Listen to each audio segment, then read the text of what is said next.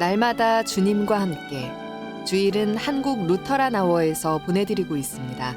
오늘 말씀의 중앙 루터교회 최주훈 목사입니다.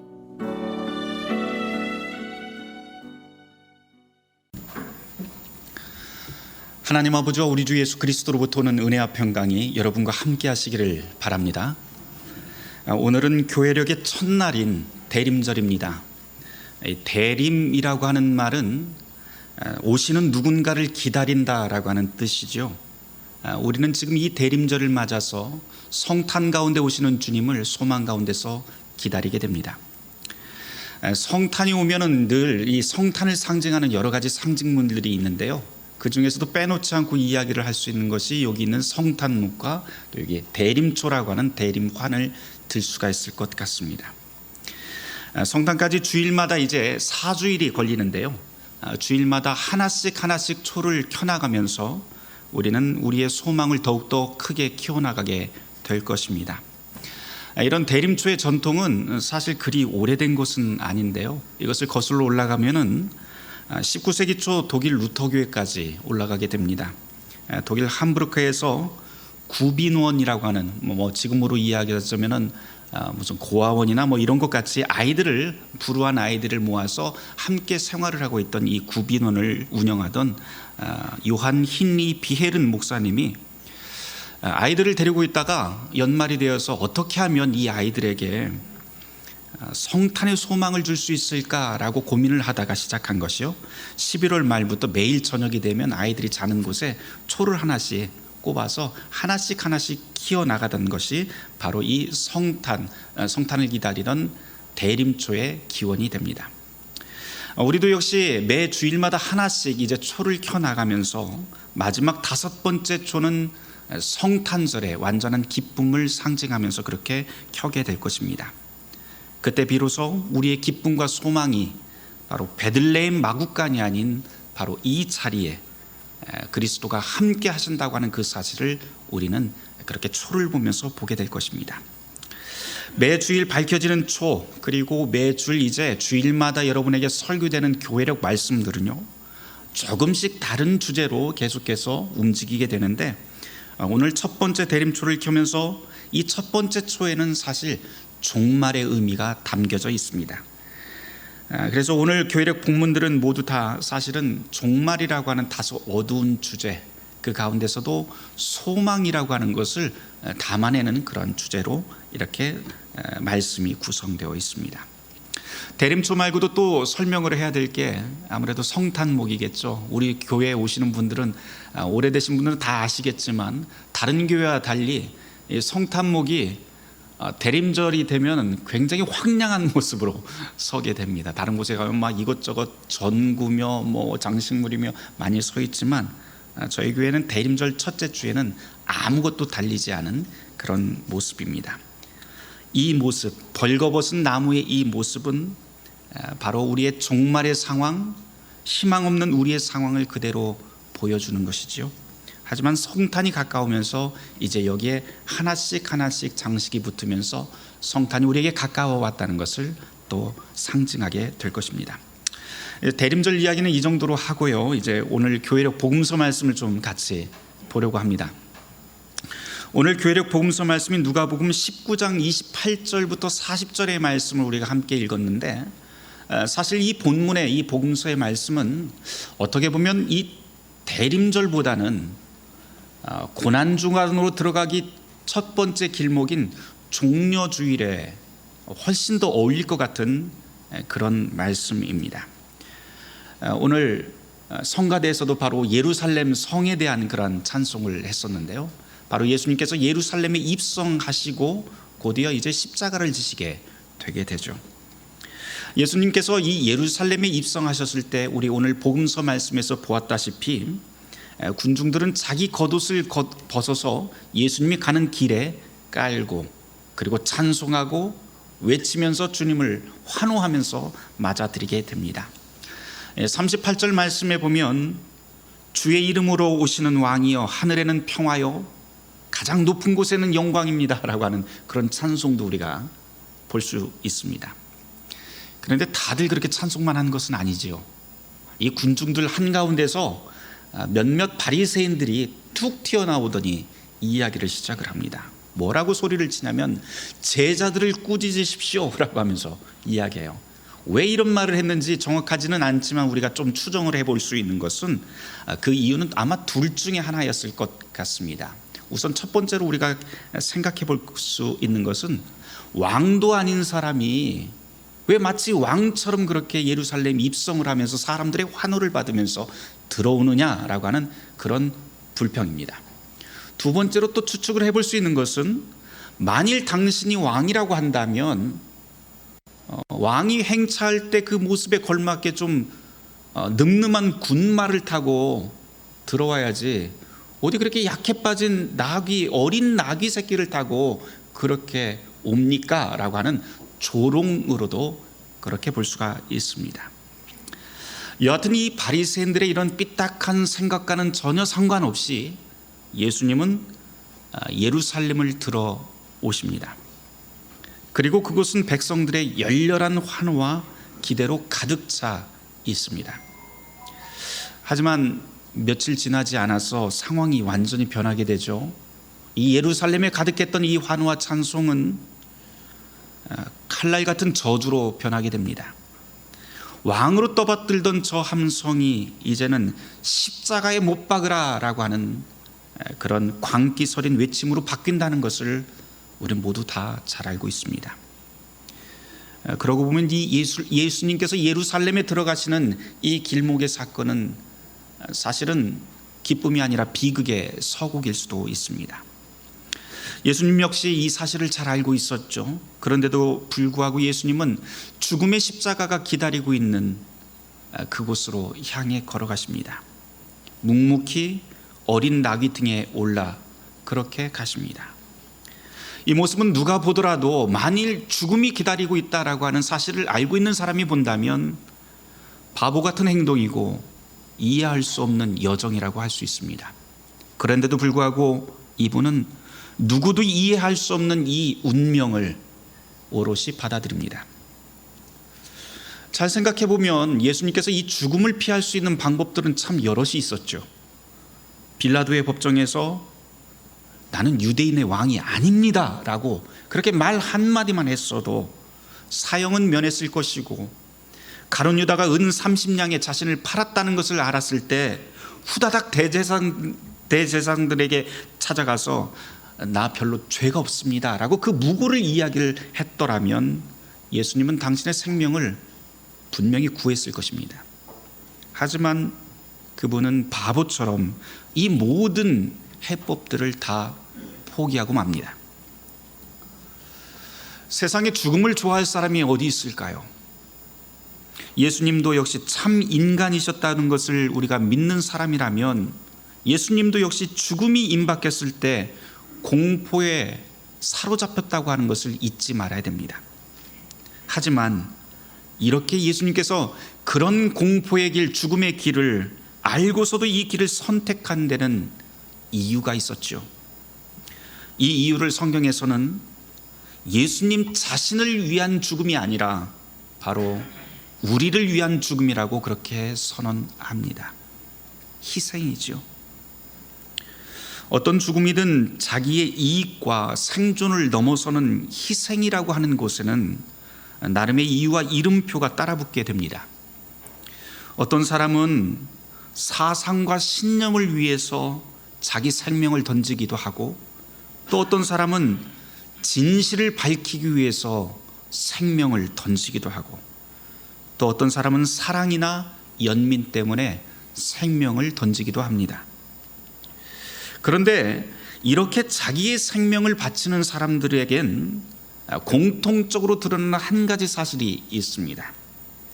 그것은 무엇인가 하니 자기가 말하고 싶은 것, 자기가 보여주려고 하는 그 삶이 어떤 상황에서도 유효하며 파괴될 수 없는 것이라고 확신했거나 적어도 그렇게 느꼈기 때문에 죽음을 불사하게 됩니다. 그러니 내가 죽더라도 이 확신, 내가 가지고 있는 이 확신은 누구도 꺾을 수 없다라고 하는 그 신념이 죽음이라고 하는 그 사건 안에 그 사건 너머에 새겨져 있습니다. 다시 말해서 자신이 알리고 싶은 무언가가 죽음 저 너머에서도 사라지지 않을 것이라고 확신했기 때문에 생명을 던지는 것이죠. 그렇다면 예수님이 당신의 생명 너머에서라도 이것은 반드시 사라지지 않는다라고 확신했던 그 무언가가 무엇일까요? 우리의 주님의 그 생애를 우리가 돌아보면 예수님의 삶이라고 하는 것은 단 하나의 관심사에 집중되어 있었다고 하는 것을 우리는 확인하게 됩니다. 예수님은 모든 사람들의 생명이 하나님으로부터 왔고 모든 삶이 하나님께 의존하고 있다는 사실, 그리고 이 하나님은 우리가 두려워해야 할 그런 공포의 대상이 아니라 우리가 절대적으로 신뢰할 수 있는 분, 어떤 조건 속에서도 우리가 기댈 수 있는 분이라고 하는 사실, 바로 이 진리에 사람들을 더욱더 가깝게 만드는 것이 예수님의 소명이었고, 이 소식을 전하기 위해서 죽음도 불사하게 됩니다. 예수님이 십자가 죽음을 통해서라도 우리에게 전하려고 했던 이 소식이 정말 사실이라고 한다면 우리가 살아가고 있는 이 세계의 모든 질서, 그리고 우리 삶의 모든 기준도 송두리째 바뀌게 됩니다. 한번 생각해 보세요. 오직 하나님만이 모든 만물, 오직 하나님만이 모든 생명을 유지하는 분이고, 세상의 모든 시간, 세상의 모든 조직, 생태계의 환경, 모든 것을 움직이는 분이시라면 자연도, 국가도, 사회도, 역사도, 어떤 권세가도 그 앞에 자기 힘을 자랑할 수 없게 됩니다. 그리고 그 누구도 다른 사람의 생명 위에 올라서거나 그 앞에 설 수 없게 됩니다. 오직 하나님만이 그 일을 할 수가 있는 것이죠.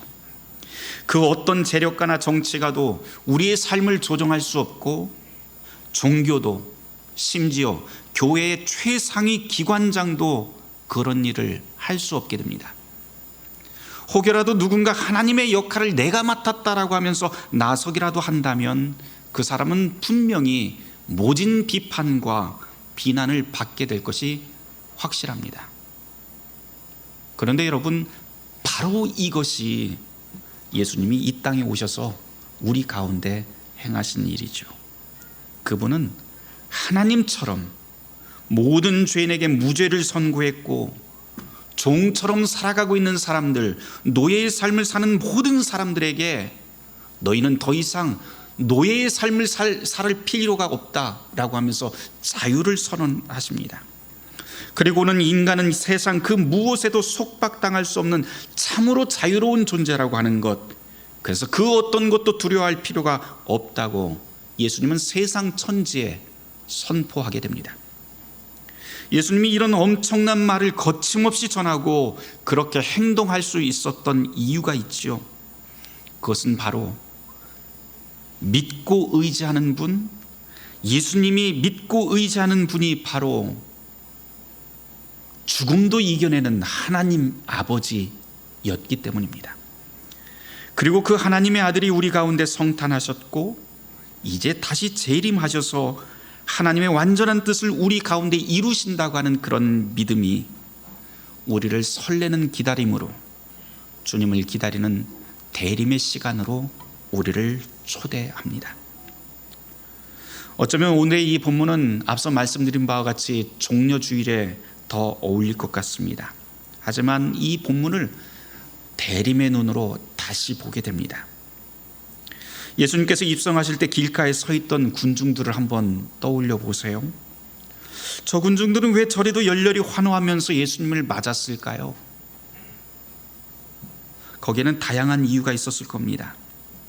군중들은 각기 다양한 직업, 다양한 삶의 조건 속에서 살았지만 그 시대적인 조건을 우리가 생각을 해본다면 로마의 식민지라고 하는 매우 불안한 사회 속에서 살던 사람들입니다.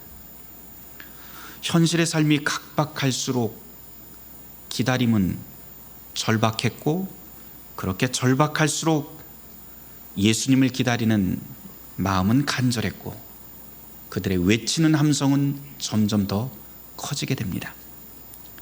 누가 그렇게 간절했을지 우리는 어렵지 않게 상상할 수가 있죠. 병든 사람, 외로운 사람, 자기 소유와 권리를 강탈해서 이제는 더 이상 아무것도 남지 않은 사람, 어디 가서 하소연도 못할 만큼 힘없고 억울한 사람 등등, 그런 사람들은 예루살렘 성문 앞에서 목청이 쉬어 터지도록 예수님을 찾습니다.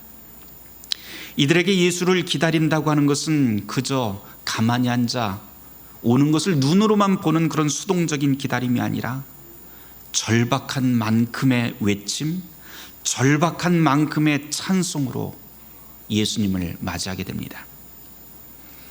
성경을 읽어보면 예루살렘 입성 당시의 그 모습을 외침과 찬송이 가득한 것으로 우리에게 전하고 있습니다.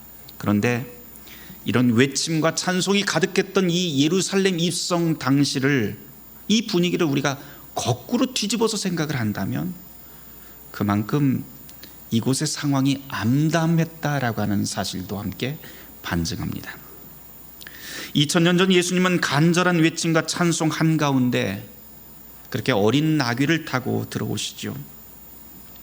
저는 이 본문을 묵상하면서 좀 엉뚱한 생각을 하나 해봤어요. 2000년 전은 그런데 만일이라고 하는 물음표를 하나 붙여봅니다. 만일 코로나가 가득한 예루살렘이었다면,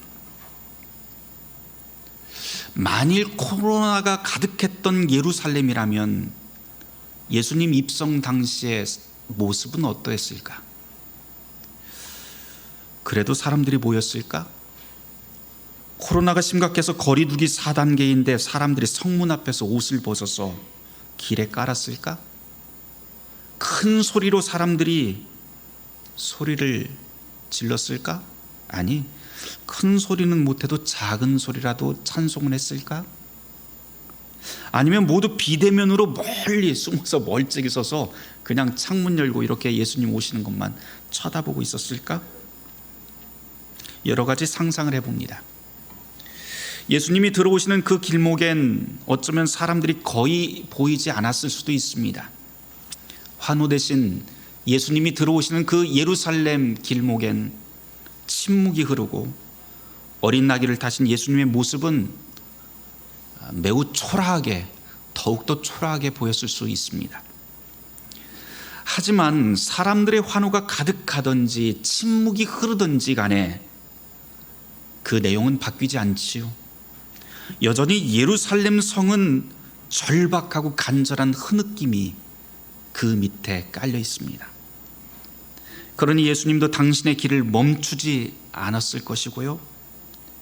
예수님은 당신에게 주어진 길, 울음을 삼키고 살아가야 하는 모든 사람들을 위해서 하나님이 주신 소명의 길을 묵묵히 걸어가셨을 것입니다.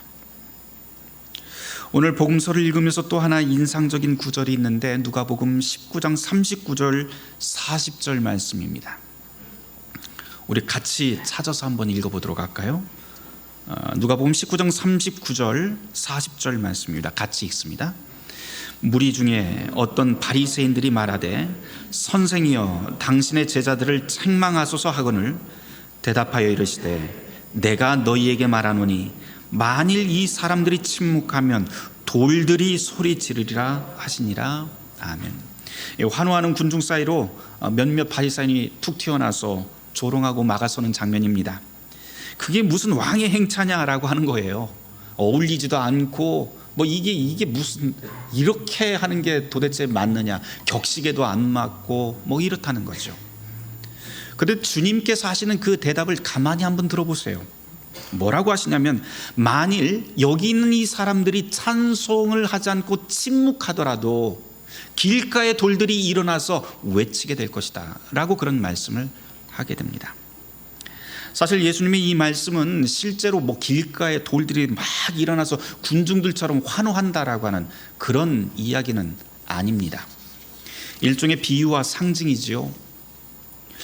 이 비유와 상징은 돌들이 누구인가라고 하는 것을 우리가 생각해 볼 필요가 있습니다.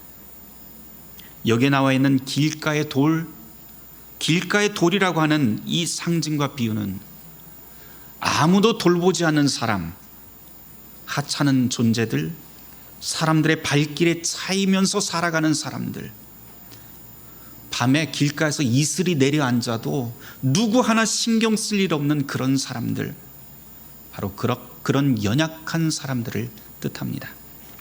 그런 서러움 가득한 사람들이 하나님 아들이 오시는 길을 기다리고 환호하게 될 것이다 라고 하는 그런 뜻으로 예수님께서는 말씀하십니다. 또 이런 뜻으로도 한번 해석할 수 있을 것 같아요. 여기에 나와 있는 이 길가의 돌이라고 하는 것은 생명이 없어 보이는 사람들, 감정이 없어 보이는 사람들, 온통 무뎌 보이는 사람들, 우리말로 바늘을 찔러도 피 한 방울 안 나올 것 같은 사람들, 사람들과 도저히 어울릴 수 없는 사람들. 그런데 돌들이 일어나서 외치리라 하고 있는 이 말씀은 그런 사람들조차 예수가 오시는 그 길목에서 생명과 감정을 풍성히 얻게 된다라고 하는 말씀으로도 저에게는 읽힙니다. 사랑하는 성도 여러분, 주님 오심을 기다리는 대림의 시간입니다. 저와 여러분은 어떤 상황인가요? 누군가는 간절하고 뜨거운 신앙을 가지고 있지만 또 누군가는 냉랭하고 의심 가득한 그런 상태로 살아갈 수도 있습니다. 하지만 분명한 건 우리가 어떤 상황이든 어떤 조건에 놓여 있든 주님은 우리를 찾아오신다라고 하는 사실입니다. 그분은 우리의 환경, 우리의 조건, 그런 것을 탓하시고 오지 않으시는 분이 아닙니다. 심지어 돌같이 굳어버린 마음, 변할 것 같지 않고 희망 없어 보이는 우리 삶의 자리, 그 한가운데로 묵묵히 걸어 들어오시는 분이 우리가 믿고 의지하고 또한 기다리는 성탄의 주님이십니다. 그리고는 그렇게 오신 주님께서 우리 모두를 일으켜 세우고 우리에게 생기를 주시고 기쁨으로 노래하며 환호하게 만드실 것입니다. 그분이 바로 우리가 기다리는 예수 그리스도이십니다. 바라기는 이 대림의 계절, 우리에게 오시는 성탄의 주님을 기도와 찬송 그리고 소망 가운데 기다리는 우리 모두가 되길 주님의 이름으로 축원합니다. 모든 지각에 뛰어난 하나님의 평강이 그리스도 예수 안에서 너의 마음과 생각을 지키시리라. 아멘. 오늘의 이 말씀을 놓고 우리 잠시 침묵하며 묵상하는 시간 갖도록 하겠습니다. 날마다 주님과 함께, 오늘 말씀의 중앙루터교회 최주훈 목사였습니다. 주일 순서는 한국 루터란 아워에서 보내드렸습니다.